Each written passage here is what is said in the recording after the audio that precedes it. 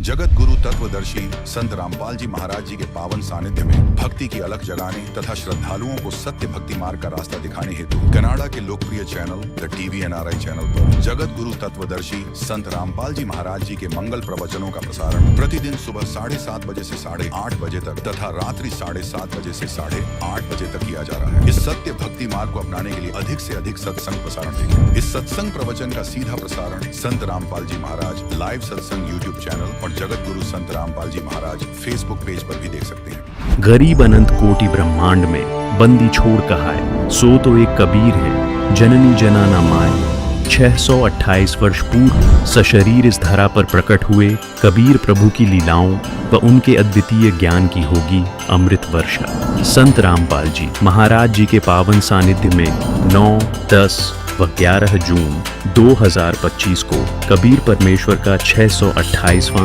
प्रकट दिवस मनाया जा रहा है, जिसमें संत गरीबदास जी की अमृतमय वाणी का अखंड पाठ किया जाएगा। तीनों दिन विशाल व अटूट धर्म भंडारे का आयोजन किया जा रहा है, जिसमें देशी घी से बना प्रसाद वितरित किया जाएगा। इस महासमागम में 10 जून 2025 को दहेज मुक्त विवाह व रक्तदान शिविर का आयोजन बड़े स्तर पर किया जाएगा तथा निःशुल्क नाम दीक्षा भी दी जाएगी। इस पवित्र व भव्य समागम पर आप सभी सह परिवार सादर आमंत्रित हैं। आयोजन स्थल सतलोक आश्रम, श्री धनाना धाम, सोनीपत, हरियाणा। अधिक जानकारी के लिए संपर्क करें +16 477 394 641। अवश्य देखिए इस महासमागम का सीधा प्रसारण दिनांक 11 जून 2025 को सुबह 7:30 से the TV NRI channel, Sant Rampal ji Maharaj live YouTube channel, Jagat Guru Sant Rampal ji Maharaj Facebook पर।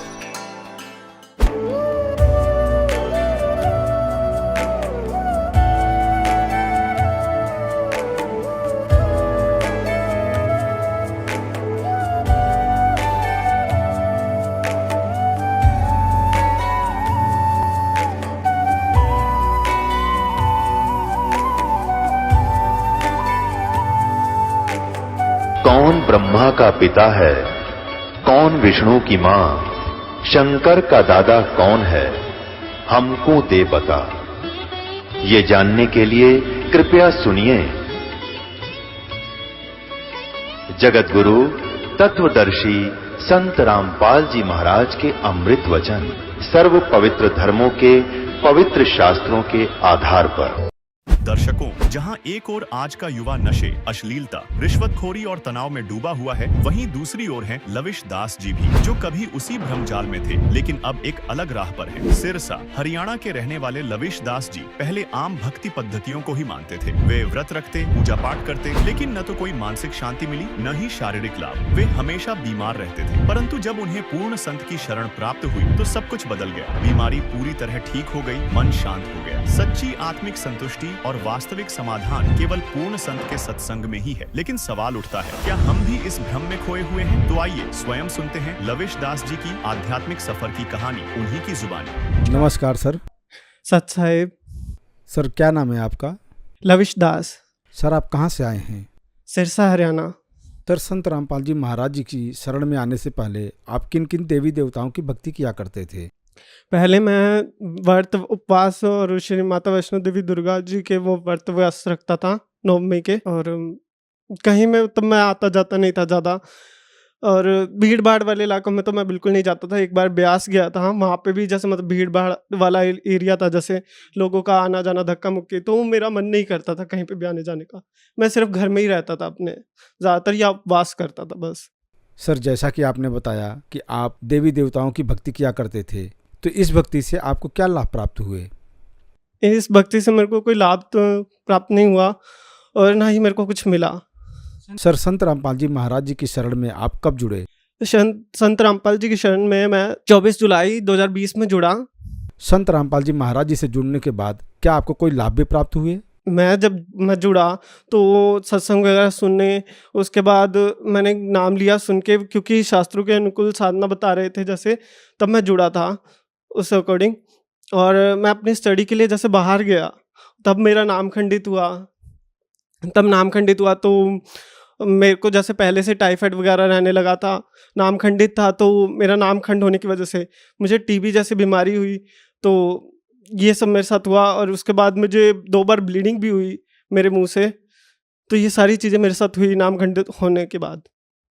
सर, संत रामपाल जी महाराज जी किस प्रकार से भक्ति विधि बताते हैं कि जो उनके शिष्य जो उनसे जुड़ते हैं उनको जितनी भी भयंकर बीमारियां होती हैं, जैसे कैंसर, एड्स, जो लाइलाज बीमारियां होती हैं, वो ठीक हो जाती हैं।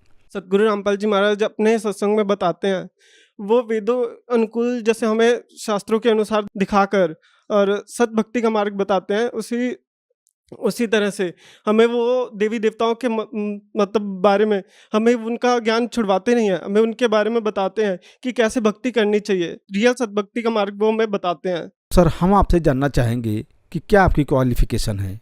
मैंने ग्रेजुएशन की हुई है नेशनल कॉलेज सिरसा, हरियाणा से। सर, आप एक एजुकेटेड पर्सन हैं और आप अभी एक युवा हैं, और जैसा युवा समाज है, जब हम समाज की तरफ जब दृष्टि डालते हैं तो इतना बिगड़ा हुआ समाज का रूप देखते हैं, जहां हर तरफ नशा और नाच गाने, अश्लीलता समाज में फैलती जा रही हैं। और वहीं संत रामपाल जी महाराज जी के जो शिष्य हैं वो एक समाज सुधार में काफ़ी योगदान कर रहे हैं। तो इसके बारे में आपका क्या विचार है? ये नाच गाना तो थोड़े दिनों का ही टाइम है, क्योंकि जब हमारे यहाँ पे किसी की डेथ हो जाती है तब हम इन चीज़ों पे ध्यान ही नहीं देते। तब हम ये ना नाच गाना करते हैं, ना कोई त्योहार मनाते हैं, ना ही कुछ करते हैं अपने घर में। हम तब ये चीज़ें नहीं करते। हम तब ये चीज़ें करते हैं जब हमारे मन को अच्छा लगता है। जब ऐसा कुछ नहीं होता तब हम ये सब चीज़ें करते हैं।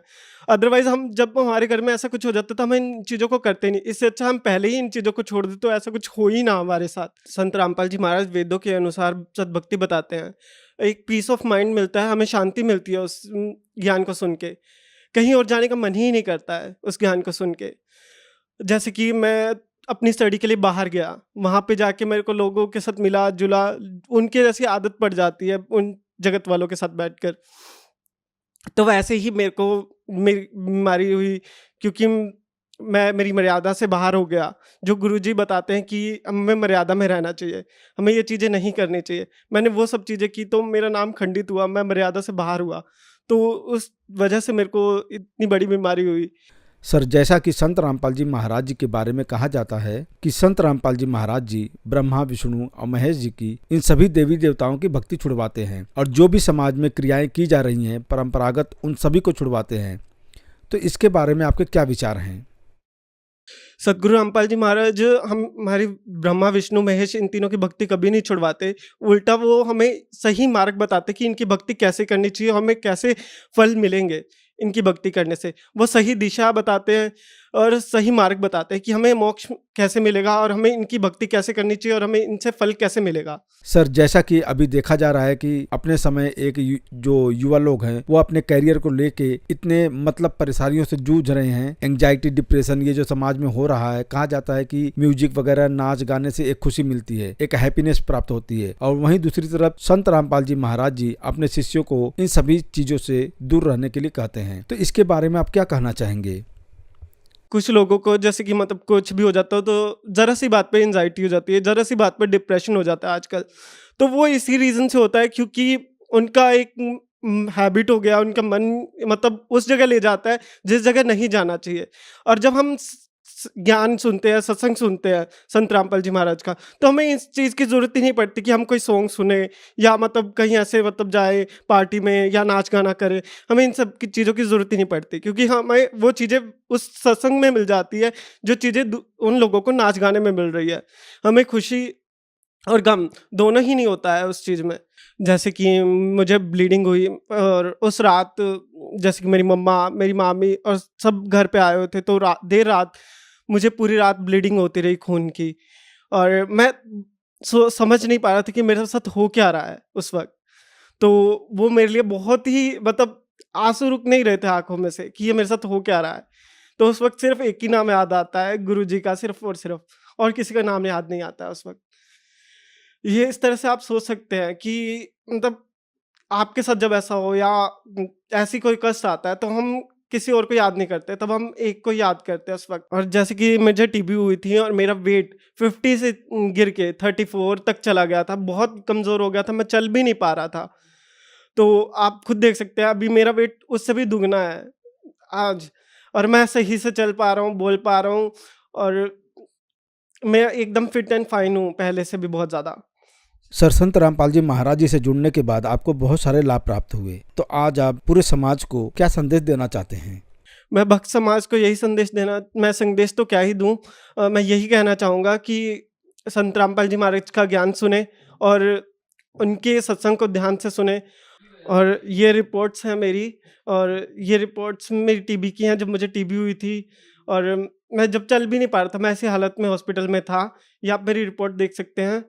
मैं यही चाहूँगा कि आप संत रामपाल जी का ज्ञान सुने और सद्भक्ति का मार्ग चुने, यही मैं आपसे प्रार्थना करता हूँ। सर, आपका बहुत बहुत धन्यवाद। सत साहिब। दर्शकों, अभी आपने सुने संत रामपाल जी महाराज से दीक्षा प्राप्त करके सुखी हुए भक्त के अनुभव। अब देखिए जगत गुरु तत्वदर्शी संत रामपाल जी महाराज के मंगल प्रवचन। ऋग्वेद, यजुर्वेद, सामवेद, अथर्ववेद, पवित्र श्रीमद् भगवत गीता, ये गॉड गिवन स्पिरिचुअल नॉलेज है। उसके पश्चात पुराण, और कुरान जो है ये भी अब जैसे, क्योंकि प्रत्येक सदग्रंथ के स्तर को हम सदग्रंथों से ही जांचेंगे। चारों वेद जो है गॉड गिवन है। गॉड गिवन यानी कबीर परमेश्वर के द्वारा दिए गए। वो कैसे दिए थे कि जैसे आज हम अपने मोबाइल से, अपने कंप्यूटर से दूसरे कंप्यूटर में ईमेल के माध्यम से या कोई अन्य दूसरे तरीके से फिल्म की फिल्म भेज देते हैं, 20-20, 30-30 घंटे का वीडियो दूसरे में भेज देते हैं। ऐसे परमात्मा ने अपने अंतःकरण से इस ज्योत निरंजन ब्रह्म जो 21 ब्रह्मांड का मालिक है, सरपुरुष जिसको कहते हैं, जिसे काल कहा जाता है, ये जिसके 21 ब्रह्मांड हैं जहां हम रह रहे हैं, इसकी अंतःकरण में इसके जो है ईमेल आईडी पर फैक्स कर दी, भेज दी सारा। इसने उनको सबको डाउनलोड किया तो क्या पाया, ये एक बेईमान व्यक्ति है जो यहाँ का मालिक है 21 ब्रह्मांड का। इसको ये चिंता बनी रहती है कि कोई व्यक्ति सच्चाई से परिचित ना हो जाए यहाँ का प्राणी, और कहीं यहाँ से निकल ना जा, तेरा लोक उजड़ जा, यहाँ दुख कितने पाते रहो। इसने केवल आपको रोक के रखना ही उद्देश्य बना रखा है। और परमात्मा चाहता है कि आप यहाँ से निकलो, उस सुखमय प्लेस स्थान पर चलो जहाँ कभी वृद्धावस्था नहीं, जहाँ कभी मृत्यु होती ही नहीं, आपका परिवार होगा। इस ऐसी ही दुनिया है, लेकिन वो अविनाशी मटेरियल है सारा। वह बिना किए कर्म आपको सब कुछ मिलेगा। तो इसने क्या देखा कि जो सूक्ष्म वेद के उसको कंप्लीट स्पिरिचुअल नॉलेज था, वो उसमें से इसने देखा कि जिस हिस्से में उस पूर्ण परमात्मा की विधि लिखी थी भक्ति करने की, और वहां का सुख लिखा था, वहां क्या स्थिति है कंप्लीट लिखी थी, इसने उसको नष्ट कर दिया, छुपा दिया। और केवल उसमें से ये 4 वेद जो बनाए गए हैं, इनको बाद में विभाजित किया गया, तो सारा ही एक वेद है। इसमें अलग अलग से पोर्शन बना रखे थे, ये अध्याय थे। तो इसने ये 4 वेद रख लिए, वो मेन जो करीम थी वह खत्म कर दी, छुपा दी। उसके बाद जो इसने श्रीमद् भगवत गीता का ज्ञान श्री कृष्ण जी के अंदर प्रवेश करके दिया, उसमें इसने थोड़ी सी मिलावट की। वेदों का ज्ञान प्लस में कुछ अपना अनुभव, अपनी तगड़मबाजी इसने इस गीता में मिलाई है, लेकिन घना खराब नहीं किया इसने इसे। फिर उसके बाद ये दोनों स्पिरिचुअल नॉलेज हैं गॉड गिवन। जैसे पवित्र चारों वेद गॉड गिवन है, कबीर गॉड गिवन, और श्रीमद् भगवत गीता का ज्ञान भी गॉड गिवन है, कबीर गॉड गिवन है, लेकिन थोड़ा सा मिक्स इसने किया है अपनी तरफ से, युद्ध करवाने के लिए और जीव को थोड़ा सा भरमाने के लिए। कैसे? प्रमाण के लिए, उदाहरण के लिए। श्रीमद् भगवत गीता अध्याय नंबर 3 के श्लोक नंबर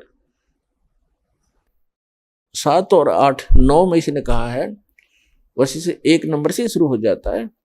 उसका सारांश ये है कि अर्जुन, यदि तू हठ योग करके समाधि लगा के एक स्थान पर बैठ गया, कर्म सन्यासी बन गया, तो तेरा निर्वाह कैसे चलेगा? इसलिए तू कर्म योगी बन और भक्ति भी कर। कर्म योगी का अर्थ है काम करते करते अपनी भक्ति साधना करनी चाहिए, और यही सूक्ष्म वेद में है। नाम उठत नाम बैठत नाम सोवत जागबे, नाम खाते नाम पीते नाम सेती लागबे। और यही यजुर्वेद के अंदर है। यजुर्वेद अध्याय नंबर 40 के श्लोक नंबर 15 में कहा कि ओम करतो समर किलबे समर करतुम समर। ओम नाम का जाप काम करते करते सिमरण करो, विशेष कसक के साथ सिमरण करो। मनुष्य जीवन का मूल उद्देश्य से परिचित होकर के ओम नाम का सिमरण करो। ये तो है ब्रह्म तक की साधना। गीता अध्याय नंबर 4 के श्लोक नंबर 34 में, यजुर्वेद अध्याय नंबर 40 के श्लोक नंबर 10 से 13 में ये स्पष्ट कर दिया है कि उस तत्व ज्ञान को, जो यथार्थ ज्ञान है, वो तत्वदर्शी संत ही बता सकते हैं उस पूर्ण परमात्मा के बारे में।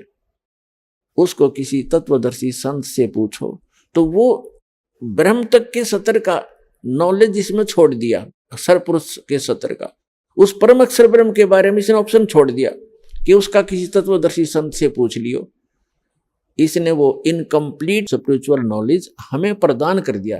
वो कंप्लीट स्पिरिचुअल नॉलेज, वो पूर्ण अध्यात्म ज्ञान बताने के लिए स्वयं परमेश्वर को आना पड़ता, उसके अतिरिक्त कोई बता ही नहीं सकता। तो यहां जो प्रसंग चल रहा है, अब प्रसंग चल रहा है कि पहले हम ये निर्णय करेंगे कौन से सदग्रंथ जिनको हम आधार मान करके चले। उसके बाद आते हैं पवित्र बाइबल। पवित्र बाइबल के अंदर 3 बुक हैं जो इकट्ठी जल्द की गई हैं। एक है तौरात, दूसरी होली बुक है जबूर, और तीसरी है इंजील। ये तीनों की तीनों बुक का ज्ञान इस ब्रह्म का डायरेक्ट दिया हुआ है, सरपुरुष का। चौथी उनकी बुक है जो इस्लाम धर्म माना जाता है, बाबा आदम से लेकर यहां तक, उनकी चौथी जो होली बुक वो मानते वो है कुरान। तो वो कुरान का ज्ञान भी सरपुरुष इस ज्योत स्वरूपी निरंजन का ही दिया हुआ है।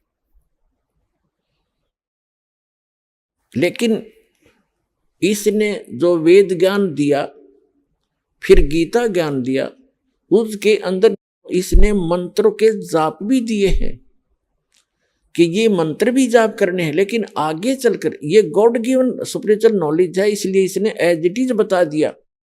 अन्य जो तौरात है, जंबूर, इंजील और कुरान है, उसके अंदर इसने किसी मंत्र जाप का प्रावधान नहीं किया है। जैसे पवित्र कुरान शरीफ के अंदर कहीं पर भी भक्ति विधि नहीं है, केवल जानकारी है। और अपनी साधना के विषय में जब हजरत मोहम्मद जी को जबरील देवता एक बुराक नामक जानवर पर बैठा के और ऊपर के जन्नत में लेकर गया जहां भगवान रहता है 7वें आसमान पर, पर्दे से पीछे से आवाज आई कि 50 नमाज करो। नमाज का अर्थ है परमात्मा की स्तुति। दिन में 50 बार उसको याद करो, उसकी महिमा करो। नमाज का अर्थ है कुछ देर के लिए परमात्मा को याद करना, एक स्तुति करना, उसको सिजदा करना। तो उसने अपने सत्र की विधि बताई है या क्या बताया कि 50 नमाज करो। जब हजरत मोहम्मद जी 50 नमाज का आदेश पाकर वापस आ रहे थे तो मूसा जी ने कहा कि क्या आदेश हुआ आपकी संगत को, भगवान की तरफ से कौन सी साधना प्राप्त हुई? तो हजरत मोहम्मद जी ने बताया कि 50 नमाज का आदेश है। तो मूसा जी ने कहा, मूसा अलैहिस्सलाम ने कहा कि ज्यादा हैं ये, कुछ कम करवाओ, प्रार्थना करो। तो कहने का भाव ये है कि लास्ट में 5 नमाज उसने बता दी कि केवल 5 नमाज करो और ये 50 का ही काम करेंगे। और फिर क्या बताया? रोजे रखो, व्रत, और बंक आवाज लगा ऊंचे स्वर में, अल्लाहू अकबर, ये जो बंक देते हैं जिसको अजान कहते हैं, तो ये 3 चीज दी थी ऊपर से इस कुरान शरीफ के ज्ञानदाता ने। वही गीता ज्ञानदाता है, वही वेद ज्ञानदाता है। ज्ञानदाता का अर्थ होता है एक तो अपने तरफ का ज्ञान बताना, एक गॉड परमात्मा से प्राप्त ज्ञान को आगे कहना, वो भी गॉड गिवन ही कहलाता है। देने वाला, बताने वाला वही है। और इसी प्रकार उसने क्या किया है, जैसे हजरत मोहम्मद जी के अंदर कोई शक्ति प्रवेश कर दी उस काल ने। हजरत मोहम्मद बोला करते थे, उनके साथ रहने वाले या तो उसको याद कर लेते थे उन आयतों को, या लिख लिया करते थे, जैसा भी उनका प्रावधान रहा है। तो उसने क्या बताया है, जैसे गीता अध्याय नंबर 4 के श्लोक नंबर 34 में कहा है कि जो तत्व ज्ञान परमात्मा स्वयं आकर बताते हैं वो तत्व ज्ञान है। वो परमात्मा के बारे में पूर्ण जानकारी है, उस अल्लाहु अकबर के, कंप्लीट गॉड के, समर्थ भगवान के, पूर्ण परमात्मा की जानकारी उस तत्व ज्ञान के अंदर है। और उसको किसी तत्वदर्शी संतों से पूछ लो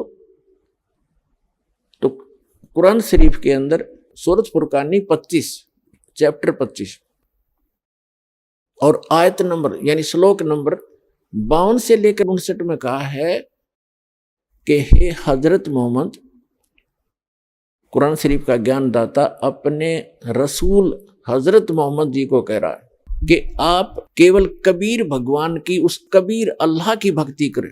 ये उसको बड़ा कहते हैं, कबीर का अर्थ बड़ा करते हैं, हम बड़ा ही मानकर चल लेंगे।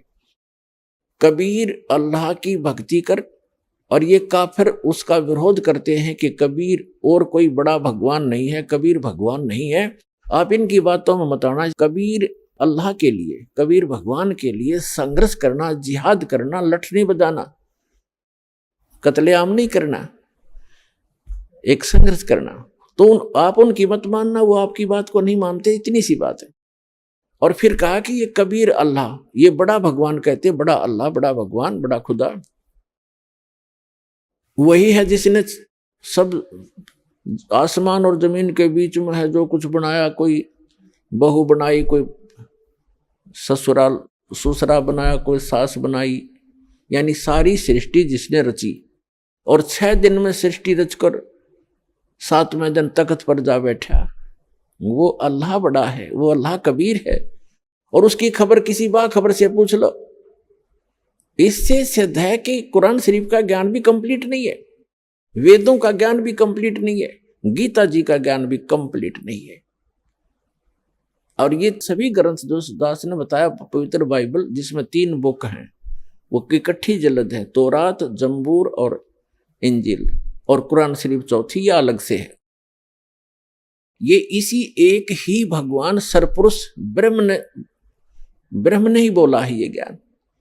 तो इसने जो सबसे पहले वेद दिए, फिर गीता दी, उनमें मंत्रों का प्रावधान कर दिया था।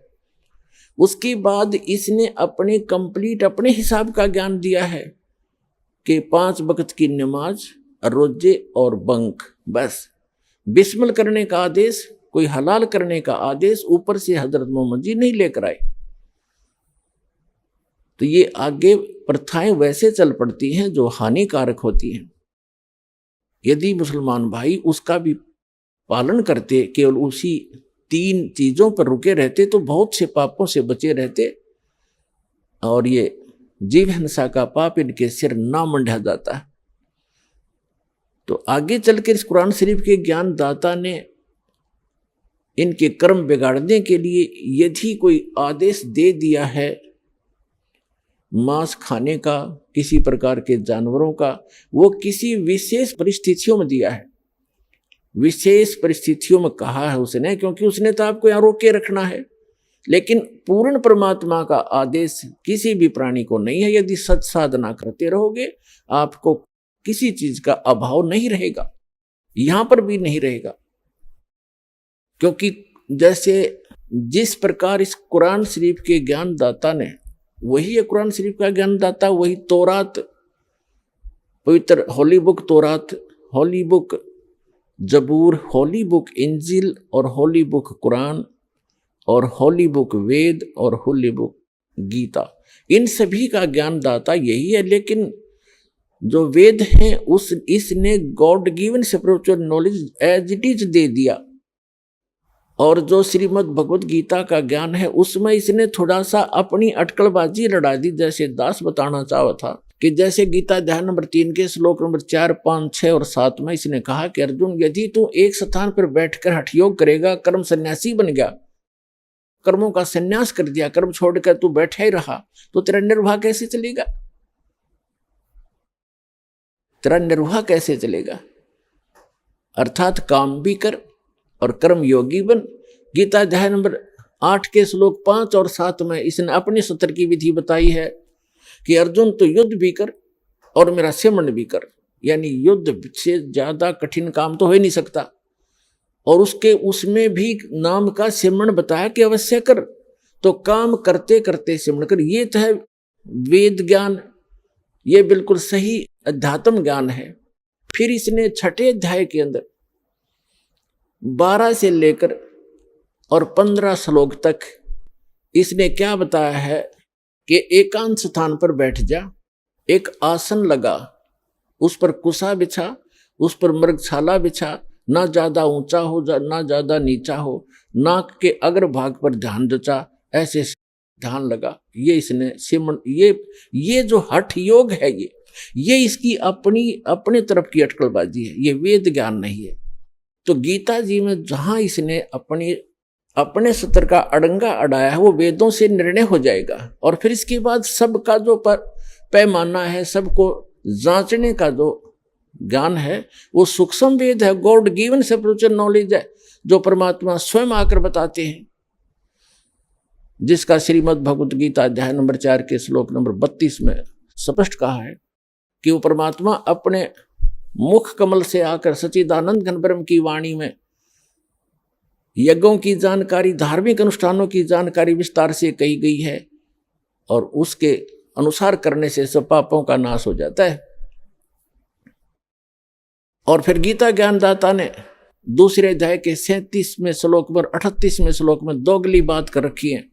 केवल इसने युद्ध कराना उद्देश्य बना रखा था। श्री कृष्ण के अंदर बोल रहा था ये काल, जैसे वहां हजरत मोहम्मद के अंदर शक्ति बोल रही थी, इसी प्रकार श्री कृष्ण के अंदर यही खुद आकर प्रवेश करके बोल रहा था। इसने क्या बताया है कि अर्जुन, एक तरफ तो कहता है कि तू किसी प्रकार की इच्छा ना रखते हुए और युद्ध कर ले, हार जीत की इच्छा छोड़ के और निष्काम भाव से तू युद्ध कर ले, तुझे पाप नहीं लगेंगे। और फिर तुरंत ही लालच दे रहा है कि यदि तू मारा गया युद्ध में तो स्वर्ग में जाएगा, और यदि तू विजयी हुआ युद्ध में तो पृथ्वी का राज भोगेगा, तेरे दोनों हाथों में लड्डू। अब देखो ये दोगलापन बा, एक तरफ तो कह रहा है कि किसी हार जीत की इच्छा मत रख, युद्ध कर ले, और फिर तुरंत लालच दे रहा है कि हार गया, मर गया तो स्वर्ग जाएगा, और जीत गया तो पृथ्वी का राज भोगेगा, तुझे क्या हानि। तो ये इस तरह की जो डुप्लीकेसी है, ये इसकी अपनी देन है, ये वेद ज्ञान नहीं है। तो गीता के अंदर इसने थोड़ा सा मिक्स किया है, घना नहीं बिगाड़ा इसने। आगे फिर जैसे पवित्र जो बाइबल है उसको ओल्ड टेस्टामेंट बोलते हैं, ओल्ड टेस्टामेंट यानी पुराना नियम। तोरात के प्रथम अध्याय में क्रिएशन है, जेनेसिस है, सृष्टि की उत्पत्ति के बारे में लिखा है कि परमात्मा ने 6 दिन में सृष्टि रची, 6ठे दिन उसने मानव मनुष्य बनाए, प्राणी सब जीव जंतुओं की सृष्टि की, फिर मनुष्य बनाए, और उनको मनुष्यों को अपने जैसा बनाया भगवान ने, नर और नारी करके उनकी उत्पत्ति की। तो मनुष्य भी एक तो ये कंसेप्ट क्लियर हो रहा है इस पवित्र तोरा से, यानी बाइबल के ओल्ड टेस्टामेंट से, यानी पुराने नियम से। होली बुक तोरात के प्रथम अध्याय में जेनेसिस लिखा उसमें, यानी उत्पत्ति, सृष्टि की उत्पत्ति के बारे में। उसमें लिखा कि 6 दिन में सृष्टि रची भगवान ने, कैसे कैसे की। पहला दिन हुआ, फिर दूसरे दिन ये रचा, तीसरे दिन ये, चौथे दिन ये, 5वें दिन ये। 6ठे दिन में सभी प्राणियों की, आकाश के पक्षी, घरेलू पक्षी, पृथ्वी पर रेंगने वाले पक्षी, पशु पक्षी जलचर सभी की रचना की। फिर कहा कि हम मनुष्य को बनाएंगे। परमात्मा ने अपने जैसा अपने स्वरूप के अनुसार मनुष्य को बनाया। इसे सिद्ध हो गया कि भगवान भी मनुष्य जैसा है, हमारे ही उनिहार है, हमारा सृजनहार। तो उसके बाद भगवान ने, जिसने सृष्टि रची है, क्रिएटर ने क्या बताया है कि मनुष्यों के लिए छोटे छोटे पौधे और बीज वाले पौधे और फल फ्रूट, इसके अतिरिक्त आप कुछ नहीं खाओगे। और ऐसे ही सभी अन्य प्राणियों के लिए बताया कि घास फूस और छोटे पौधे ये तुम्हारा आहार होगा। तो ये है उसके बाद वो तो 6 दिन में सृष्टि रच के क्रिएटर, सारी सृष्टि का मालिक अल्लाहू अकबर, वो तो तख्त पर जा विराजा, सिंहासन पर बैठ गया जहां वो रहता है, ऊपर के लोक में। और ये ज्ञान बताया है इसी ने, जो गीता ज्ञान दाता है, वेद ज्ञान दाता है, कुरान ज्ञान दाता, उसी ने वो ज्ञान बताया है कि उस परमात्मा ने ऐसा किया। तो वो आदेश है उस कंप्लीट गॉड का, पूर्ण परमात्मा का, अल्लाहू अकबर का, कि कोई किसी ने मांस नहीं खाना, फल फ्रूट भरपूर, काजू किस्मत, सेब संतरे। अब जैसे गरीबदास जी कहते हैं कि बासमती चावल पकावे और घरत खांड टुक डार और गरीबदास करो बंदगी, ये कूड़े काम निवार। मांस क्यों खाते हो? मांस ऐसा कबाड़ खाते हो, उसके स्थान पर बासमती चावल पकाओ, देसी घी और बूरा डाल के खाओ, काजू किस्मत सेब संतरे खा लो, ऐसा डंगा खाने लगे। तो कहने का भाव ये है कि जो उस अल्लाहू अकबर का आदेश नहीं है मांस आदि खाने का। यदि पवित्र कुरान शरीफ में या किसी पवित्र पुराण में या किसी पवित्र तौरात, जबूर या इंजिल में, यानी पवित्र बाइबल में, इन तीनों पुस्तकों का संग्रह ही पवित्र बाइबल है। इसमें आगे चलकर उसके पश्चात क्रिएशन के बाद जहां भगवान 6 दिन में सृष्टि रचकर जो आदेश देना था, विधान बनाना था, बनाकर बताकर चला गया। उसके उपरांत चाहे वो बाइबल में लिखा है, चाहे वो कुरान में लिखा है, चाहे पुराण में लिखा है, मांस खाने का अगर कोई जानवर खाने का लिखा है तो अल्लाह अकबर का आदेश नहीं हो, वो तो इस काल का आदेश है, इस सरपुरुष का आदेश है, जो 21 ब्रह्मांड का स्वामी है, इसका आदेश। और ये हमारे कर्म बिगड़वाना ही चाहता है, हमें बर्बाद करना चाहता है। और वो हमारा जो मूल मालिक है हम सभी प्राणियों का, जीव हमारी जाति है, मानव धर्म हमारा, हिंदू मुस्लिम सिख ईसाई धर्म नहीं कोई न्यारा। तो हम सबका जो मालिक है वो अल्लाह अकबर है, यानी वो अल्लाह कबीर, वो कबीर भगवान है, वो कंप्लीट गॉड, कंप्लीट परमात्मा। उसका आदेश नहीं है ये खाने का। तो इसी प्रकार हमने इन पुस्तकों को, पवित्र बुक जो हमारी है, इनको जांचना है। तो प्रसंग जो चल रहा है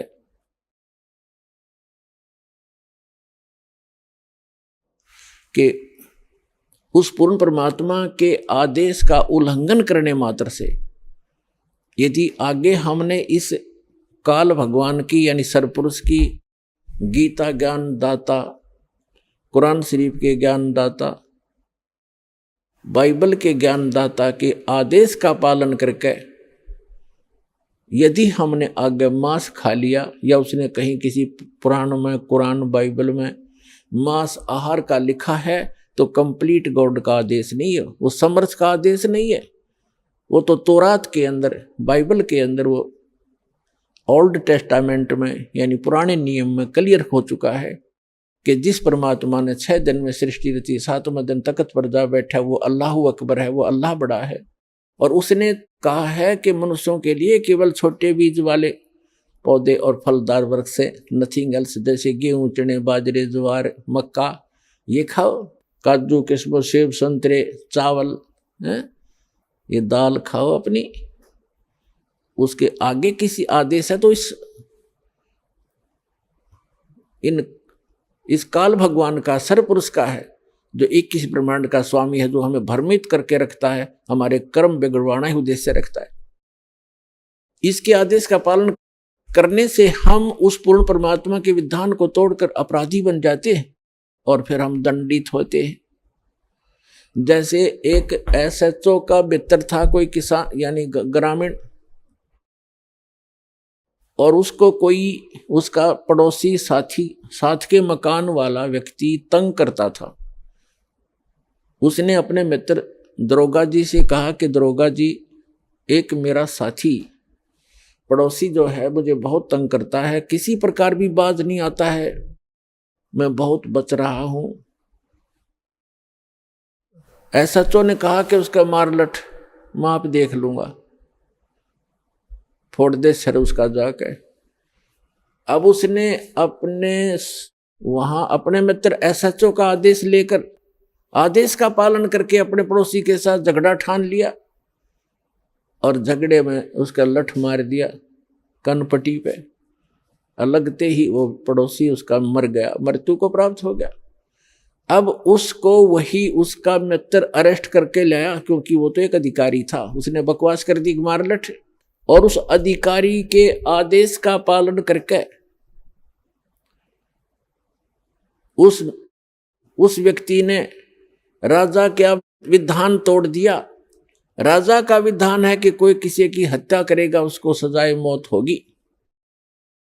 जिस कारण से उस व्यक्ति ने, जिसने अधिकारी की आज्ञा का पालन करके और राजा के विधान को तोड़ के एक व्यक्ति की मृत्यु कर दी, उसको सजाए मौत हुई, उसको फांसी लगी।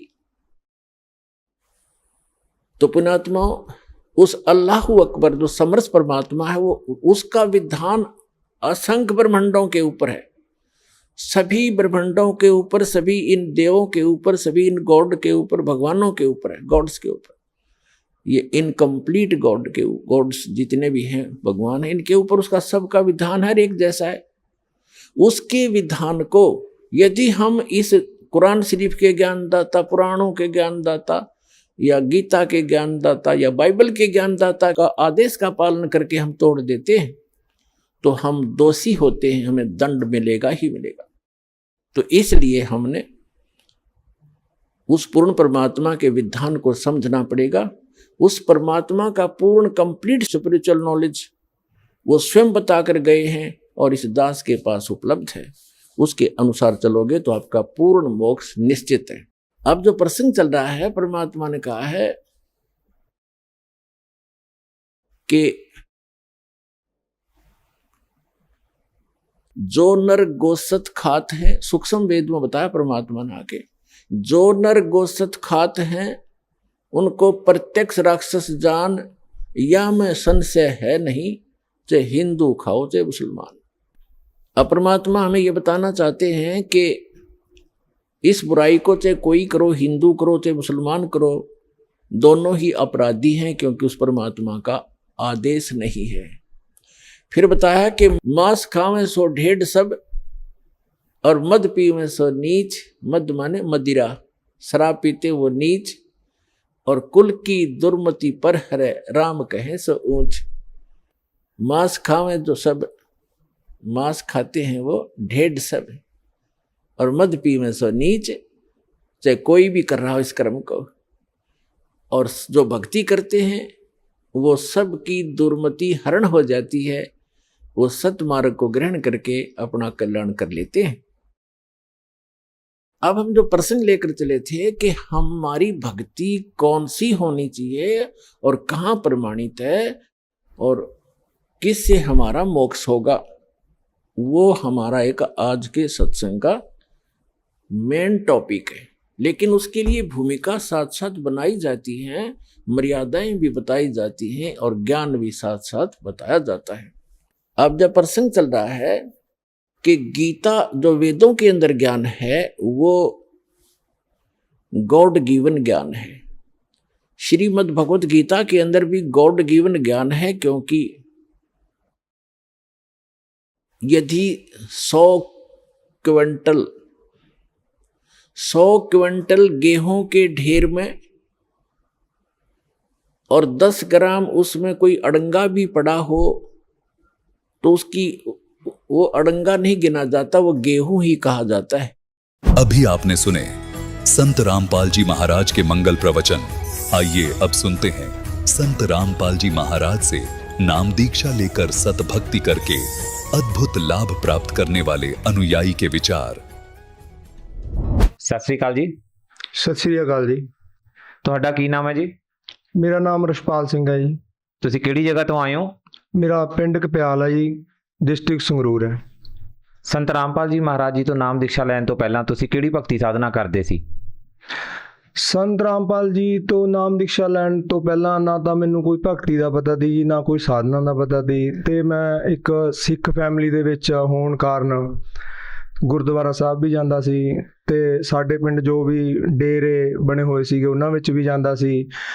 ਤੇ ਮੈਂ ਤੁਹਾਨੂੰ ਦੱਸਾਂ ਕਿ ਮੈਂ ਇੱਕ ਥੋੜਾ ਨਸ਼ਾ ਬਹੁਤ ਜ਼ਿਆਦਾ ਮਾਤਰਾ ਦੇ ਵਿੱਚ ਲੈਂਦਾ ਸੀ, ਜਿਸ ਦੇ ਕਾਰਨ ਮੈਂ ਸ਼ਿਵ ਜੀ ਨੂੰ ਵੀ ਮੰਨਦਾ ਸੀਗਾ। ਇਹ ਸਾਧਨਾ ਸੀਗੀਆਂ ਮੇਰੀਆਂ ਤੇ ਮੱਥਾ ਮੇਰਾ ਹਰੇਕ ਜਗ੍ਹਾ ਮਤਲਬ ਕਿ ਟੇਕਣਾ, ਇਹੀ ਸਾਧਨਾ ਸੀ। ਹੋਰ ਮੈਂ ਭਗਤੀ ਕੋਈ ਨਹੀਂ ਕਰ ਰਿਹਾ ਸੀਗਾ। ਤੁਸੀਂ ਸੰਤ ਰਾਮਪਾਲ ਜੀ ਮਹਾਰਾਜ ਜੀ ਦੀ ਸ਼ਰਨ ਵਿੱਚ ਕਿਵੇਂ ਆਏ?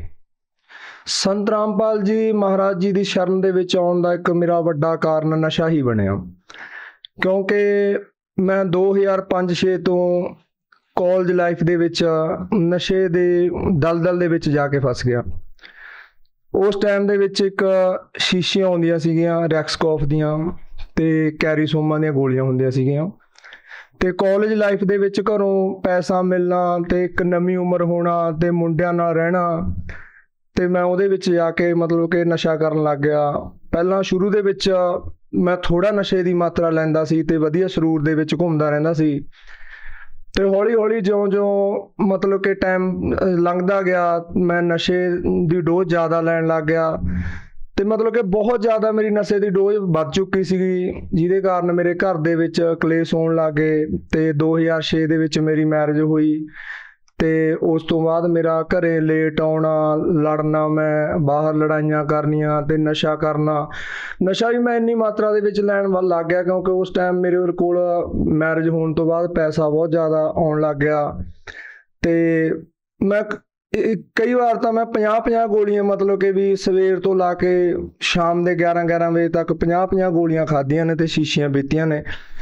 ਤੇ ਐਵੇਂ ਹੀ ਕਰਦੇ ਕਰਦੇ ਟਾਈਮ ਲੰਘੀ ਗਿਆ ਤੇ 2009 ਦੇ ਵਿੱਚ ਜਾ ਕੇ ਮੇਰੇ ਘਰਦਿਆਂ ਨੇ ਮੈਨੂੰ ਇੱਕ ਪਟਿਆਲੇ ਪ੍ਰੀਤ ਨਗਰ ਦੇ ਵਿੱਚ ਆ ਮੇਰੇ ਖਿਆਲ ਦੇ ਵਿੱਚ ਉੱਥੇ ਮੈਨੂੰ ਮੇਰੇ ਪਰਿਵਾਰ ਵਾਲਿਆਂ ਨੇ ਨਸ਼ਾ ਛੱਡਣ ਲਈ ਛੱਡ ਦਿੱਤਾ। ਤੇ ਮੇਰੀ ਇੱਕ ਮਤਲਬ ਕਿ ਸਟੋਰੀ ਇਹ ਹੈ ਵੀ ਮੈਂ ਨਸ਼ਾ ਜਦੋਂ ਕਰਨ ਲੱਗਿਆ ਉਹ ਤਾਂ ਸ਼ੌਂਕ ਦਾ ਲੱਗਿਆ ਤੇ ਉਸ ਤੋਂ ਬਾਅਦ ਕੀ ਹੋਇਆ ਕਿ ਮੈਂ ਨਸ਼ੇ ਦੀ ਦਲਦਲ ਦੇ ਵਿੱਚ ਐਵੇਂ ਜਾ ਫਸਿਆ ਕਿ ਮੈਂ ਨਸ਼ਾ ਛੱਡਣਾ ਚਾਹੁੰਦਾ ਸੀ ਪਰ ਮੇਰੇ ਤੋਂ ਨਸ਼ਾ ਨਹੀਂ ਛੱਡ ਹੋ ਰਿਹਾ ਸੀਗਾ। ਤੇ ਮੈਂ ਵੀ ਆਪਦੀ ਮਤਲਬ ਕਿ ਮੇਰੀ ਵੀ ਇੱਛਾ ਸੀ ਮੈਂ ਨਸ਼ਾ ਛੱਡਦਾ ਤੇ ਮੈਂ ਜਾ ਕੇ ਉੱਥੇ ਸੈਂਟਰ ਦੇ ਵਿੱਚ ਦਾਖਲ ਹੋ ਗਿਆ ਤੇ 4 ਮਹੀਨੇ ਮੈਂ ਜੀ ਉੱਥੇ ਨਸ਼ਾ ਛਡਾਊ ਕੇਂਦਰ ਸੈਂਟਰ ਦੇ ਵਿੱਚ ਰਿਹਾ। ਤੇ ਉੱਥੋਂ ਫਿਰ ਮੈਨੂੰ ਮਤਲਬ ਕਿ ਉਹੀ ਨਸ਼ੇ ਵਾਲੀ ਜ਼ਿੰਦਗੀ ਪਿਆਰੀ ਲੱਗਣ ਲੱਗ ਗਈ। ਹਾਲਾਂਕਿ ਮੈਂ ਉੱਥੇ ਜਾ ਕੇ ਨਸ਼ਾ ਛੱਡ ਚੁੱਕਿਆ ਸੀਗਾ ਤੇ ਮੈਂ ਉੱਥੋਂ ਉਹਨਾਂ ਦੀ ਗੱਡੀ ਲੈ ਕੇ ਭੱਜਿਆ ਜੀ ਸੈਂਟਰ ਵਾਲਿਆਂ ਦੀ। ਤੇ ਉਹ ਆਇਆ ਜਦੋਂ ਮੈਂ ਆਉਣ ਸਾਰ ਮੈਨੇ ਫਿਰ ਪਹਿਲਾਂ ਗਿਆ ਮੈਂ ਮੇਰੇ ਮਾਮਾ ਜੀ ਕੋਲ, ਉੱਥੋਂ ਉਹਨਾਂ ਨੂੰ ਸਮਝਾਇਆ ਵੀ ਮੈਨੂੰ ਸੈਂਟਰ ਦੇ ਵਿੱਚ ਦੁਬਾਰਾ ਨਾ ਛੱਡਿਓ ਕਿਉਂਕਿ ਉੱਥੇ ਸੈਂਟਰ ਦੇ ਵਿੱਚ ਕੀ ਹੁੰਦਾ ਸੀ ਜੇ ਮਤਲਬ ਕਿ ਵੀ ਮੈਨੂੰ ਦੁਬਾਰਾ ਚੱਕ ਲਾਂਦੇ ਤਾਂ ਉੱਥੇ ਜਿਹੜੇ ਮੁੰਡਿਆਂ ਨੂੰ ਚੱਕਿਆ ਹੋਇਆ ਸੀ ਦੁਬਾਰਾ ਤਾਂ ਉਹਨਾਂ ਦੀਆਂ ਲੱਤਾਂ ਲੁੱਤਾਂ ਤੋੜ ਦਿੰਦੇ ਸੀਗੇ, ਬੜਾ ਬੁਰਾ ਹਾਲ ਕਰਦੇ ਤੇ ਉਹਨਾਂ ਦਾ। ਤੇ ਮੈਂ ਉਹਨਾਂ ਨੂੰ ਆਖਿਆ ਵੀ ਮੈਨੂੰ ਸੈਂਟਰ ਦੇ ਵਿੱਚ ਦੁਬਾਰਾ ਨਾ ਛੱਡਿਓ ਵੀ ਨਹੀਂ ਫਿਰ ਮੈਂ ਆ ਗਿਆ ਜਿਸ ਦਿਨ ਵੀ ਮੈਂ ਘਰੇ ਬਹੁਤ ਜ਼ਿਆਦਾ ਗਲਤ ਕੰਮ ਕਰਾਂਗਾ। ਤੇ ਉਹ ਕਹਿੰਦੇ ਵੀ ਨਹੀਂ ਹੁਣ ਤੈਨੂੰ ਨਹੀਂ ਛੱਡਾਂਗੇ। ਤੇ ਐਵੇਂ ਕਰਦੇ ਜਿਹੜੀ ਉਹ ਗੱਡੀ ਤੀ ਮੇਰੇ ਪਰਿਵਾਰ ਵਾਲੇ ਉਹਨਾਂ ਦੀ ਵਾਪਸ ਕਰ ਆਏ ਤੇ ਮੈਂ ਦੁਬਾਰਾ ਫੇਰ ਉਹੀ ਲਾਈਨ ਦੇ ਵਿੱਚ ਫੇਰ ਆ ਗਿਆ, ਨਸ਼ਾ ਫੇਰ ਕਰਨ ਲੱਗ ਗਿਆ। ਨਸ਼ੇ ਦੇ ਹਾਲਾਤ ਮੇਰੇ ਇੰਨੇ ਜ਼ਿਆਦਾ ਹੋ ਗਏ ਜੀ ਵੀ ਮੇਰੇ ਪਰਿਵਾਰ ਵਾਲੇ ਕਿਉਂਕਿ ਰੋਜ਼ ਦਾ ਪੈਸਾ, ਹੁਣ ਅਸੀਂ ਇੱਕ ਮਤਲਬ ਕਿ ਆਮ ਮਿਡਲ ਕਲਾਸ ਫੈਮਿਲੀ ਦੇ ਵਿੱਚ ਸੀਗਾ ਕਿ ਰੋਜ਼ ਨਸ਼ਾ ਕਰਨਾ, ਰੋਜ਼ ਪੈਸੇ ਮੰਗਣੇ, ਰੋਜ਼ ਲੜਨਾ, ਕਦੇ ਮਤਲਬ ਕਿ ਇੱਥੋਂ ਤੱਕ ਹਾਲਾਤ ਹੋ ਗਏ ਸੀ ਮੈਂ ਪਰਿਵਾਰ ਦੇ ਵਿੱਚ ਕੁੱਟ ਕਟਾਪਾ ਵੀ ਕਰਨ ਲੱਗ ਗਿਆ ਜੀ, ਘਰਦਿਆਂ ਨੂੰ ਕੁੱਟਣ ਵੀ ਲੱਗ ਗਿਆ। ਤੇ ਮੇਰੀ ਮਾਂ ਮਤਲਬ ਕਿ ਮੈਨੂੰ ਨਹੀਂ ਪੁੱਤ, ਮੈਂ ਕੱਲਾ ਪੁੱਤ ਸੀਗਾ, ਇੱਕ ਮੇਰੀ ਭੈਣ ਹੈ ਤੇ ਮੇਰੀ ਮਾਂ ਮੈਨੂੰ ਕੱਲਾ ਪੁੱਤ ਹੋਣ ਦੇ ਬਾਵਜੂਦ ਵੀ ਜਦੋਂ ਮੈਂ ਡੇਲੀ ਦਾ ਕਲੇਸ਼ ਕਰਨਾ, ਲੜਨਾ, ਭਿੜਨਾ, ਇਹ ਕਰਨਾ, ਕਦੇ ਥਾਣੇ 'ਚ ਮਾਂ ਬਾਪ ਨੂੰ ਰੋਲਣਾ। ਤੇ ਮੇਰੀ ਮਾਂ ਨੇ ਮੈਨੂੰ ਇਸ ਤੱਕ ਕਹਿਤਾ, ਇੱਕ ਵਾਰ ਦੀ ਗੱਲ ਹੈ ਕਿ ਪੁੱਤ ਤੂੰ ਨਾ ਹੁੰਦਾ ਤਾਂ ਠੀਕ ਸੀਗਾ ਜਾਂ ਤੂੰ ਮਰ ਜਾ। ਤੇ ਮੈਂ ਵੀ ਇਮੋਸ਼ਨਲੀ ਮੈਂ ਤੁਹਾਨੂੰ ਦੱਸ ਰਿਹਾ ਮੈਂ ਵੀ ਛੱਡਣਾ ਨਸ਼ਾ ਚਾਹੁੰਦਾ ਸੀ ਪਰ ਮੇਰੇ ਤੋਂ ਛੱਡ ਨਹੀਂ ਹੋ ਰਿਹਾ ਸੀ। ਮੈਂ ਮੇਰੀ ਮਾਂ ਨੂੰ ਇਹੀ ਵਰਡ ਕਹੇ, ਮੈਂ ਕਿਹਾ ਵੀ ਮਾਂ ਵੀ ਮੇਰੇ ਤੋਂ ਖੁਦ ਤੋਂ ਮਰ ਨਹੀਂ ਹੁੰਦਾ, ਵੀ ਤੂੰ ਐਵੇਂ ਕਰ ਵੀ ਕੁਛ ਜਦੋਂ ਤੂੰ ਮੈਨੂੰ ਖਾਣਾ ਦਿੰਨੀ ਆ ਤਾਂ ਵੀ ਇਹਦੇ ਵਿੱਚ ਕੁਛ ਪਾ ਕੇ ਦੇ ਦੇ ਤੇ ਮੈਨੂੰ ਨਾ ਦੱਸ, ਤੇ ਬਸ ਮੈਂ ਮਰ ਤਾਂ ਜਾਣੀ ਆ ਫਿਰ। ਤੇ ਚੱਲ ਮੇਰੀ ਮਾਂ ਵੀ ਇਮੋਸ਼ਨਲ ਹੋ ਗਈ ਇਹ ਗੱਲਾਂ ਸੁਣ ਕੇ, ਕਿਉਂਕਿ ਦੁਖੀ ਉਹ ਵੀ ਸੀਗੀ, ਪਰ ਮਰਨਾ ਤਾਂ ਨਹੀਂ ਕੋਈ ਆਪਦੇ, ਮਾਰਨਾ ਤਾਂ ਨਹੀਂ ਆਪਦੇ ਕੋਈ ਧੀ ਪੁੱਤ ਨੂੰ ਚਾਹੁੰਦਾ ਹੁੰਦਾ। ਤੇ ਐਵੇਂ ਕਰਦੇ ਕਰਦੇ ਜੀ ਬੜਾ ਚੱਲੀ ਗਿਆ, ਔਖਾ ਜ਼ਿੰਦਗੀ ਹੋ ਗਈ। ਕਿਉਂਕਿ ਇੱਕ ਨਸ਼ੇੜੀ ਨੂੰ ਕੀ ਹੁੰਦਾ ਜੀ, ਪਹਿਲਾਂ ਤਾਂ ਉਹਨੂੰ ਮਤਲਬ ਕਿ ਪੈਸਾ ਬਹੁਤ ਮਿਲਦਾ ਘਰ ਤੋਂ, ਕਿਉਂਕਿ ਉਹ ਘਰਦਿਆਂ ਨੂੰ ਪਤਾ ਨਹੀਂ ਹੁੰਦਾ ਵੀ ਨਸ਼ਾ ਕਰਦਾ ਨਹੀਂ ਕਰਦਾ, ਥੋੜਾ ਬਹੁਤ ਕਰਦਾ। ਮੈਂ ਵੀ ਝੂਠ ਬੋਲਣਾ, ਮੈਂ ਬੀਅਰ ਪੀ ਲਈ, ਮੈਂ ਸ਼ਰਾਬ ਪੀ ਲਈ, ਪਰ ਜਦੋਂ ਉਹ ਵਿਚਾਰਾ ਉਹਦੇ ਚੰਗੁਲ ਦੇ ਵਿੱਚ ਫਸ ਜਾਂਦਾ, ਘਰੇ ਵੀ ਪਤਾ ਲੱਗ ਜਾਂਦਾ, ਰਿਸ਼ਤੇਦਾਰੀਆਂ ਦੋਸਤਾਂ ਮਿੱਤਰਾਂ ਨੂੰ ਵੀ ਪਤਾ ਲੱਗ ਜਾਂਦਾ, ਕਿਉਂਕਿ ਪੈਸਾ ਪੂਸਾ ਮੰਗ ਲੈਂਦਾ ਉਹ। ਪਰ ਫਿਰ ਉਹਨੂੰ ਉਹ ਪੈਸਾ ਮਿਲਣਾ ਬੰਦ ਹੋ ਜਾਂਦਾ, ਉਹਦੀ ਇੱਕ ਮਤਲਬ ਕਿ ਜ਼ਿੰਦਗੀ ਨਰਕ ਤੋਂ ਵੀ ਭੈੜੀ ਬਣ ਜਾਂਦੀ ਆ। ਤੇ ਫਿਰ ਮੈਂ ਕੀ ਕਰਿਆ ਜੀ, 2 ਵਾਰ ਮੈਨੇ ਨਸ਼ੇ ਦੀ ਲੈ ਕੇ ਵਧੀਆ ਡੋਜ਼ ਜ਼ਹਿਰ ਵੀ ਆਪਣੇ ਆਪ ਹੀ ਖਾ ਲਿਆ। ਤੇ ਫਿਰ ਮਤਲਬ ਉਹੀ ਗੱਲ, ਮਰਨਾ ਕਿਹੜਾ ਸੌਖਾ ਜੀ। ਜਦੋਂ ਮੈਂ ਜ਼ਹਿਰ ਖਾ ਲਿਆ ਕਰਾਂ ਤੇ ਮੈਂ ਘਰੇ ਆ ਕੇ ਦੱਸਦਾ ਵੀ ਮੈਂ ਕਿਹਾ ਵੀ ਮੈਂ ਕਰਕੇ ਜ਼ਹਿਰ ਖਾ ਲਿਆ, ਤੇ ਉਹਨਾਂ ਨੇ ਕੀ ਕਰਿਆ, ਮੈਨੂੰ ਚੱਕ ਕੇ ਹਸਪੀਟਲ 'ਚ ਦਾਖਲ ਕਰਤਾ। ਚਲੋ ਠੀਕ ਹੋ ਗਿਆ ਜੀ। ਤੇ ਬੜੀ ਔਖੀ ਜ਼ਿੰਦਗੀ ਲੰਘਦੀ ਰਹੀ ਐਵੇਂ ਕਰਦੇ ਕਰਦੇ, ਵੀ ਇਹ ਹਾਲਾਤ ਵੀ ਹੋ ਜਾਂਦੇ ਤੇ ਕਈ ਵਾਰ ਘਰ 'ਚ। ਠੀਕ ਹੈ, ਪਰਿਵਾਰ ਮੇਰਾ ਬਹੁਤ ਜ਼ਿਆਦਾ ਦੁਖੀ ਹੋ ਗਿਆ ਕਿ ਘਰ ਦੇ ਵਿੱਚ ਸਾਡੇ ਰੋਟੀ ਬਣਾ ਲੈਂਦੇ ਸੀਗੇ, ਤੇ ਜਦ ਤੱਕ ਮੈਂ ਘਰ ਦੇ ਵਿੱਚ ਆਉਣਾ ਨਾ ਤਾਂ ਸਾਡੇ ਪਰਿਵਾਰ ਦੇ ਵਿੱਚ ਮਤਲਬ ਕਿ ਐਵੇਂ ਉਹ ਬੋਈਏ ਦੇ ਵਿੱਚ ਪਾ ਕੇ ਰੋਟੀਆਂ ਧਰ ਦੇਣੀਆਂ, ਕਿਸੇ ਨੇ ਰੋਟੀ ਨਾ ਖਾਣੀ। ਤੇ ਉਹ ਹੁਣ ਮੈਨੂੰ ਦੱਸਦੇ ਨੇ, ਕਹਿੰਦੇ ਵੀ ਸਾਨੂੰ ਇਹ ਡਰ ਰਹਿੰਦਾ ਸੀਗਾ ਵੀ ਜਾਂ ਤਾਂ ਸੁਨੇਹਾ ਫੋਨ ਤੇ ਇਹ ਨਾ ਆ ਜੇ ਵੀ ਸਾਡਾ ਮਾਰਤਾ ਕਿਸੇ ਨੇ, ਜਾਂ ਕਹਿੰਦੇ ਇਹ ਨਾ ਆ ਜੇ ਵੀ ਸਾਡਿਆਂ ਨੇ ਰਲ ਮਿਲ ਕੇ ਕੋਈ ਮਾਰਤਾ। ਇਹ ਹਾਲਾਤ ਹੋ ਗਏ ਸੀਗੇ ਜੀ। ਤੇ ਇਸੇ ਤਰ੍ਹਾਂ ਕਰਦੇ ਕਰਦੇ ਮੇਰੇ ਪਿੰਡ ਦਾ ਇੱਕ ਮੁੰਡਾ ਜੀ, ਕਸ਼ਮੀਰ ਸਿੰਘ ਉਹਦਾ ਨਾਂ, ਉਹਨੂੰ ਰਾਜਾ ਕਹਿੰਦੇ ਪਿੰਡ ਦੇ ਵਿੱਚ, ਉਹ ਵੀ ਮੇਰੀ ਮਤਲਬ ਕਿ ਅਸੀਂ ਥੋੜਾ ਜਿਹਾ ਜ਼ਿਆਦਾ ਉਹਦੇ ਲਾ ਲਓ ਲੈਵਲ, ਵੱਡੇ ਲੈਵਲ ਤੇ ਲਾ ਲਓ, ਜ਼ਿਆਦਾ ਮਾਤਰਾ 'ਚ ਕਰਨ ਵਾਲੇ ਲਾ ਲਓ, ਉਹ ਥੋੜਾ ਜਿਹਾ ਕਰਦਾ ਬਹੁਤ ਸੀਗਾ, ਪਰ ਥੋੜਾ ਜਿਹਾ ਸਾਡੇ ਨਾਲ ਲੱਗ ਜਾ ਸੀ ਰਹਿੰਦਾ। ਉਹ ਵਿੱਚ ਸਾਡੇ ਬਹਿੰਦਾ ਬੂੰਦਾ ਸੀਗਾ। ਉਹ ਮੈਨੂੰ ਇਹ ਸੰਤ ਰਾਮਪਾਲ ਜੀ ਮਹਾਰਾਜ ਜੀ ਦਾ ਸਤਸੰਗ ਸੁਣਦਾ ਸੀਗਾ। ਉਹ ਮੈਨੂੰ ਕਹਿੰਦਾ ਵੀ ਐਵੇਂ ਕਰਕੇ ਇੱਕ ਸੰਤ ਨੇ, ਵੀ ਤੂੰ ਉਹਨਾਂ ਤੋਂ ਨਾਮ ਦੀਕਸ਼ਾ ਲੈ ਲਾ, ਵੀ ਬੜਾ ਵਧੀਆ ਉਹਨਾਂ ਦਾ ਗਿਆਨ ਆ।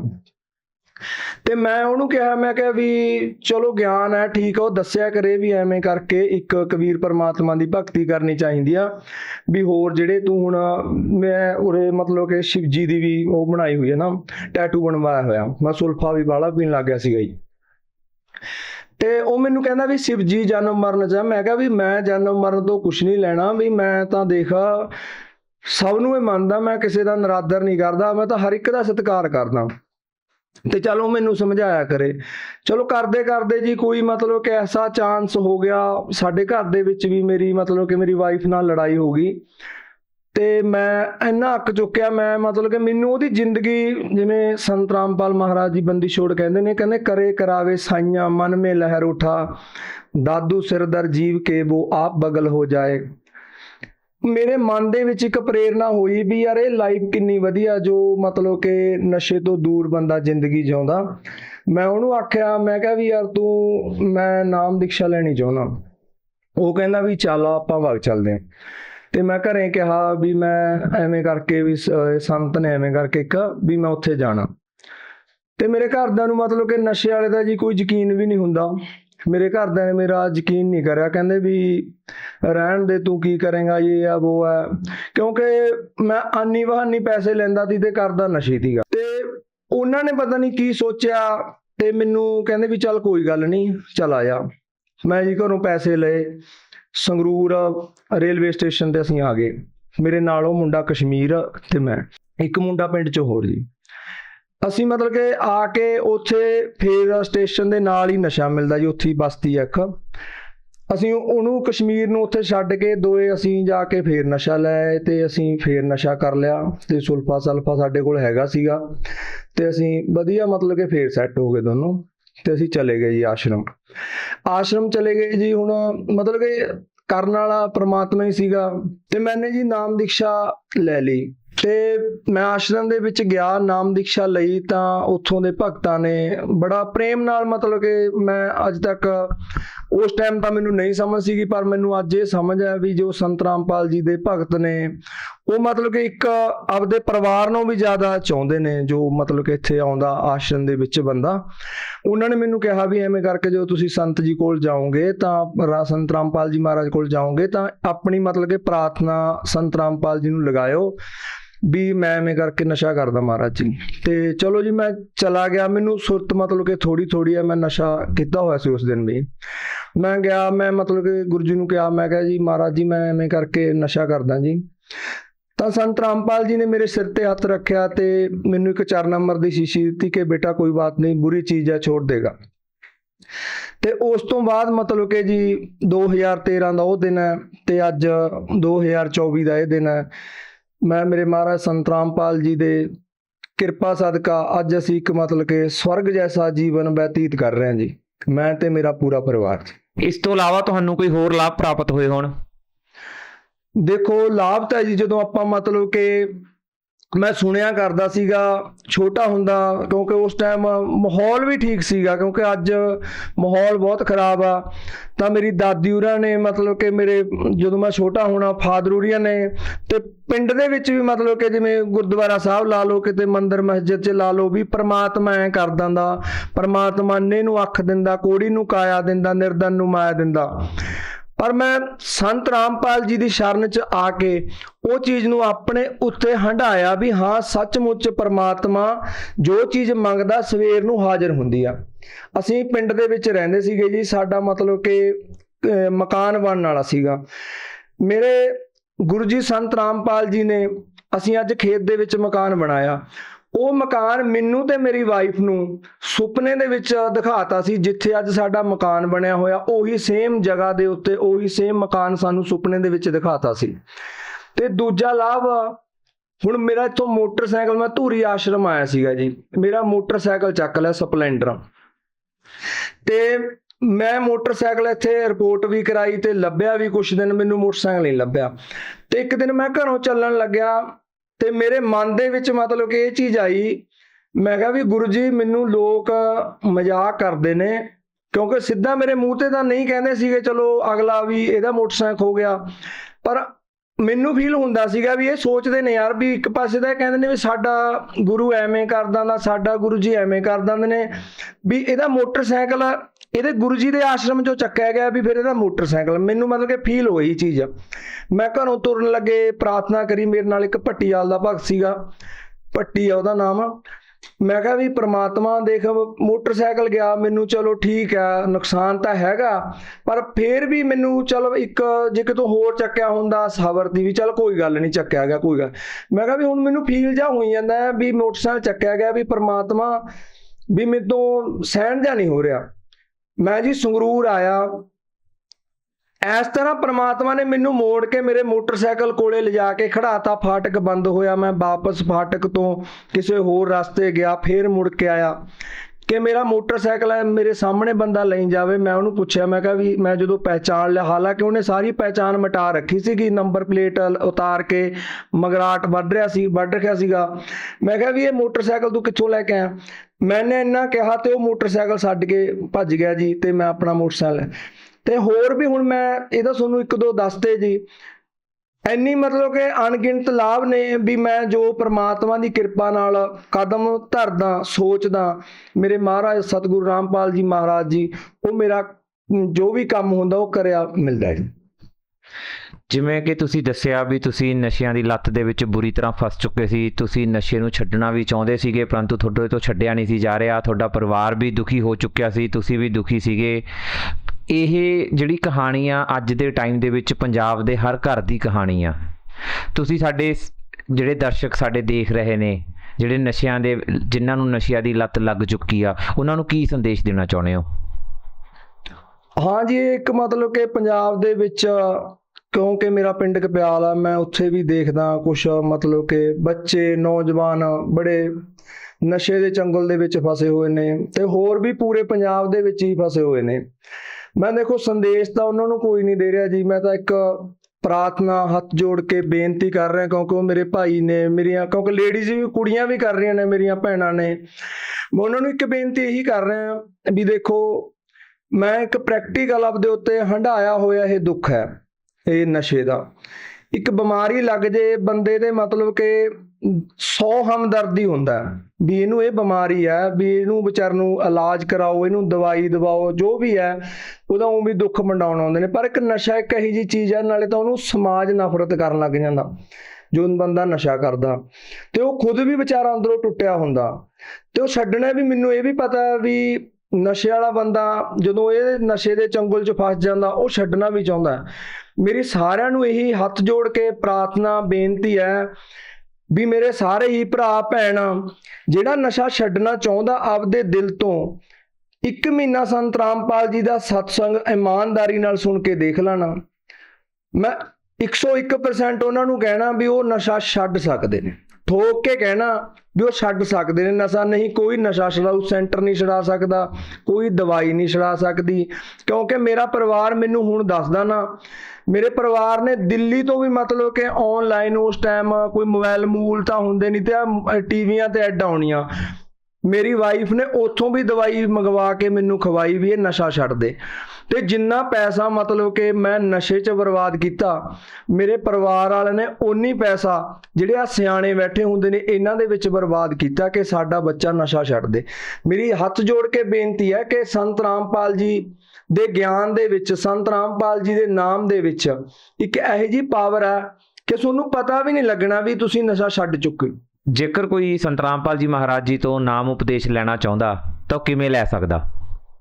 ਸੰਤ ਰਾਮਪਾਲ ਜੀ ਤੋਂ ਨਾਮ ਉਪਦੇਸ਼ ਜੇਕਰ ਕੋਈ ਪ੍ਰਾਪਤ ਕਰਨਾ ਚਾਹੁੰਦਾ ਜੀ ਤਾਂ ਮਤਲਬ ਕਿ ਸੰਤ ਰਾਮਪਾਲ ਜੀ ਦਾ ਇੱਕ ਸਤਸੰਗ ਆਉਂਦਾ ਚੈਨਲ ਤੇ, ਉਹਦੇ ਉੱਤੇ ਇੱਕ ਨੀਚੇ ਪੀਲੀ ਪੱਟੀ ਹੁੰਦੀ ਹੈ, ਉਸ ਪੱਟੀ ਦੇ ਉੱਤੇ ਨੰਬਰ ਹੁੰਦੇ ਆ, ਉਹਦੇ ਉੱਤੇ ਕਾਲ ਕਰਕੇ ਤੁਸੀਂ ਪਤਾ ਕਰ ਸਕਦੇ ਹੋ। ਕਿਉਂਕਿ ਸੰਤ ਰਾਮਪਾਲ ਜੀ ਦੇ 500 ਤੋਂ ਜ਼ਿਆਦਾ ਨਾਮਦਾਨ ਸੈਂਟਰਾਂ ਤੇ ਲਗਭਗ ਹਰ ਜ਼ਿਲ੍ਹੇ ਦੇ ਵਿੱਚ ਮਤਲਬ ਕਿ ਸੈਂਟਰ ਬਣਿਆ ਹੋਇਆ।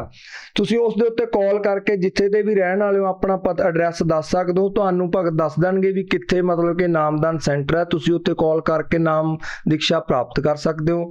ਤੇ ਦੂਸਰਾ, ਸੋਸ਼ਲ ਮੀਡੀਆ ਦੇ ਉੱਤੇ ਸੰਤ ਰਾਮਪਾਲ ਜੀ ਦਾ ਮਤਲਬ ਕਿ ਭਗਤਾਂ ਦੇ ਇੱਕ ਐਡ ਪਾਈ ਹੁੰਦੀ ਹੈ ਵੀ ਬੁੱਕ ਮੰਗਵਾਉਣ ਲਈ। ਮੇਰੀ ਬੇਨਤੀ ਹੈ ਕਿ ਹੱਥ ਜੋੜ ਕੇ ਵੀ ਉਸ ਬੁੱਕ ਨੂੰ ਆਪ ਮੰਗਵਾ ਕੇ ਪੜ੍ਹੋ ਜ਼ਰੂਰ। ਧੰਨਵਾਦ ਜੀ। ਸਤਿ ਸ਼੍ਰੀ ਅਕਾਲ।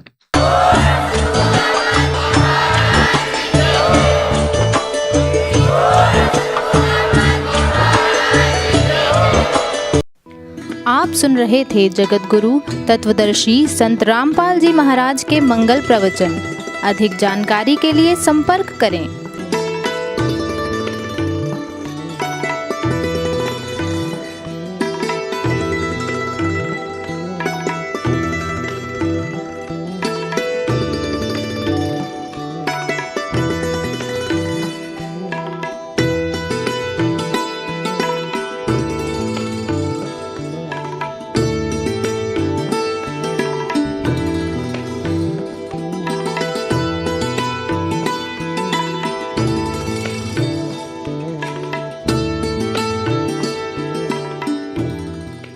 जगत गुरु तत्वदर्शी संत रामपाल जी महाराज जी के पावन सानिध्य में भक्ति की अलख जगाने तथा श्रद्धालुओं को सत्य भक्ति मार्ग का रास्ता दिखाने हेतु कनाडा के लोकप्रिय channel the TV NRI channel पर जगत गुरु तत्वदर्शी संत रामपाल जी महाराज जी के मंगल प्रवचनों का प्रसारण प्रतिदिन सुबह 7:30 बजे से 8:30 बजे तक तथा रात्रि 7:30 बजे से 8:30 बजे तक किया जा रहा है। इस सत्य भक्ति मार्ग को अपनाने के लिए अधिक से अधिक सत्संग प्रसारण देखें। इस सत्संग प्रवचन का सीधा प्रसारण संत रामपाल जी महाराज लाइव सत्संग YouTube चैनल और जगत गुरु संत रामपाल जी महाराज फेसबुक पेज पर भी देख सकते हैं। गरीब अनंत कोटि ब्रह्मांड में बंदी छोड़ कहा है, सो तो एक कबीर है, जननी जनाना माय। 628 वर्ष पूर्व सशरीर इस धरा पर प्रकट हुए कबीर प्रभु की लीलाओं व उनके अद्वितीय ज्ञान की होगी अमृत वर्षा। संत रामपाल जी महाराज जी के पावन सानिध्य में 9, 10 व 11 जून 2025 को कबीर परमेश्वर का 628वां प्रकट दिवस मनाया जा रहा है, जिसमें संत गरीबदास जी की अमृतमय वाणी का अखंड पाठ किया जाएगा। तीनों दिन विशाल व अटूट धर्म भंडारे का आयोजन किया जा रहा है, जिसमें देशी घी से बना प्रसाद वितरित किया जाएगा। इस महासमागम में 10 जून 2025 को दहेज मुक्त विवाह व रक्तदान शिविर का आयोजन बड़े स्तर पर किया जाएगा तथा निःशुल्क नाम दीक्षा भी दी जाएगी। इस पवित्र व भव्य समागम पर आप सभी सह परिवार सादर आमंत्रित हैं। आयोजन स्थल सतलोक आश्रम, श्री धनाना धाम, सोनीपत, हरियाणा। अधिक जानकारी के लिए संपर्क करें +16 477 394 641। अवश्य देखिए इस महासमागम का सीधा प्रसारण दिनांक 11 जून 2025 को सुबह 7:30 से the TV NRI channel, Sant Rampal ji Maharaj live YouTube channel, Jagat Guru Sant Rampal ji Maharaj Facebook पर